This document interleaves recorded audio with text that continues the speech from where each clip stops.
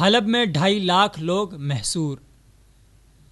حلب میں 3 دن کی عارضی جنگ بندی کے بعد دوبارہ بھاری ہتھیاروں سے حملوں کا آغاز کر دیا گیا ہے۔ بشار الاسد کی افواج اور روسی فوج نے مل کر شام کے اپوزیشن گروپوں کے ٹھکانوں پر شدید حملے کیے ہیں۔ روس نے انسانی ہمدردی کے نام پر عارضی جنگ بندی کا اعلان کیا تھا، جو فقط 3 دن پر مشتمل رہی۔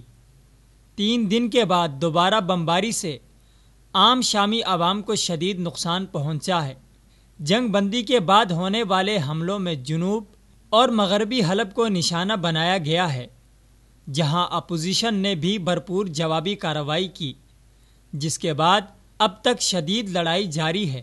حلب کے مقامی افراد اور شام میں انسانی حقوق پر نظر رکھنے والی تنظیم کے مطابق روس اور شامی افواج کی جانب سے حلب میں بمباری اور سنائپر حملے کیے گئے ہیں، جس میں عام لوگوں کو بھی نشانہ بنایا گیا ہے۔ انسانی حقوق کی تنظیم کے مطابق دوبارہ لڑائی کے آغاز کی وجہ سے اب بیماروں اور زخمیوں کو طبی امداد بھی فراہم نہیں کی جا سکتی۔ جنگ کا نشانہ بننے والے علاقوں میں عام امدادی سامان کے علاوہ اشیاء خوردونوش بھی پہنچانا ممکن نہیں۔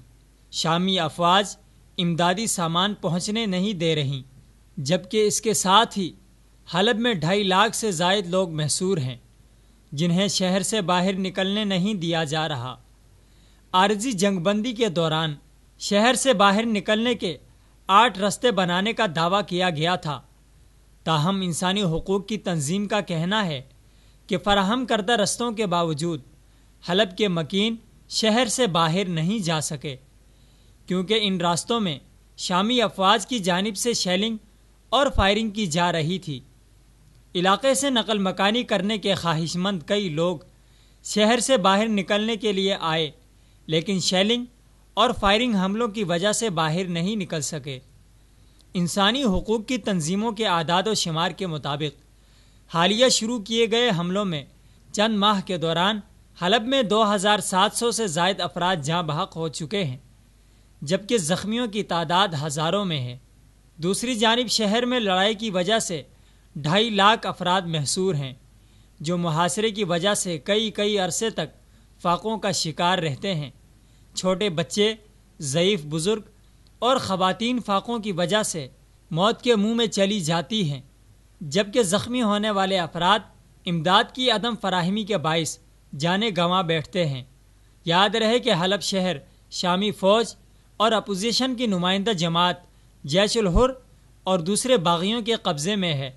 شہر کا مغربی حصہ اسدی فوج کے قبضے میں ہے، جبکہ مشرقی حلب شامی اپوزیشن کے کنٹرول میں ہے۔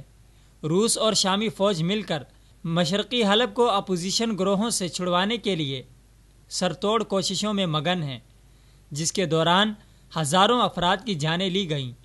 یاد رہے کہ حلب کا محاصرہ چند ماہ قبل اپوزیشن جنگجوؤں کی جانب سے توڑا گیا تھا، جس کے بعد انسانی حقوق کی تنظیمیں امدادی سامان لے کر حلب کے شہریوں کی امداد کے لیے پہنچ رہی تھیں، لیکن حلب پہنچنے سے قبل ہی رستے میں امدادی سامان کو شامی افواج نے نشانہ بنایا، جس سے امدادی سامان سے لدے 20 کنٹینرز تباہ ہو گئے۔